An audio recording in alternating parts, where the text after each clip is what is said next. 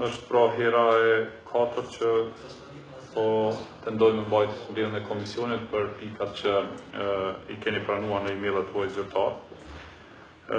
Për shkak të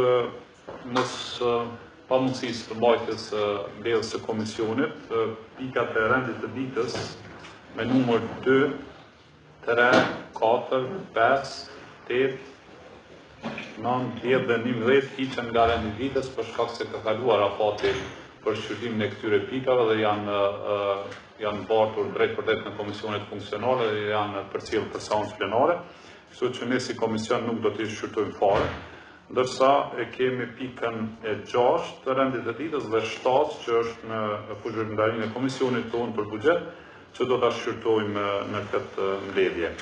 Kështu që propozoj që me heqjen e pikave të lartë përmendura ta miratojmë rendin e ditës. Së pari konstatoj që kemi quorum për fillimin e kësaj mbledhje dhe hapi diskutimin nëse ka dikush me diskutu sa I përket rendit të ditës.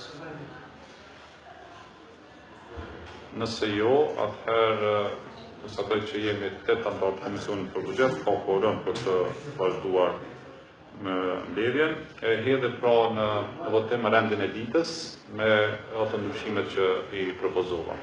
Bëhemi gati për votim, kush është për këtë rend ditës?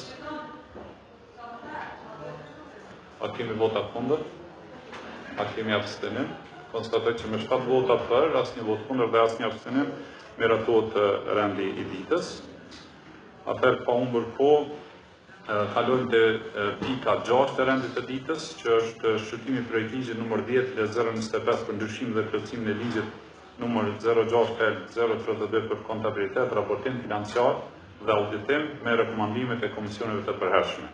Komisionet e përhershme me datë 21 prill 2026 kanë shqyrtuar projektligjin numër 10/025 për ndryshimin dhe plotësimin e ligjit numër 06/032 për kontabilitet, raportim financiar dhe auditim dhe kanë paraqitur raport sipas kompetencës së NVM.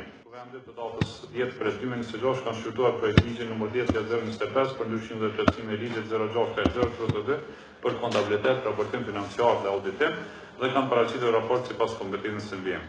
Komisioni për Legjislacion, Mandat dhe Imunitetet dhe Rregulloren e Kuvendit mbikëqyrjen e Agjencisë kundër korrupsionit në mbledhjen e mbajtur me 24/2026 e ka shqyrtuar projektligjin në fjalë dhe ka rekomanduar do thotë për votim. Gjithashtu Komisioni për të drejtat dhe interesat e komuniteteve në mbledhjen e mbajtur me 24/2026 e ka shqyrtuar projektligjin në fjalë. Komisioni për Integrim Evropian, gjithashtu në mbledhjen e mbajtur me 24/2026 ka shqyrtuar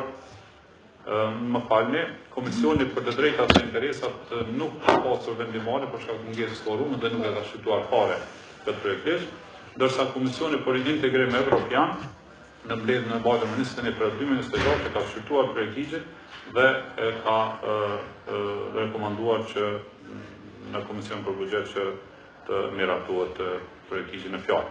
Pasi që projektligji është shqyrtuar edhe nga komisionet e përhershme, e hedhëm në votim dhe I rekomandojmë Kuvendit miratimin e raportit me amandamente.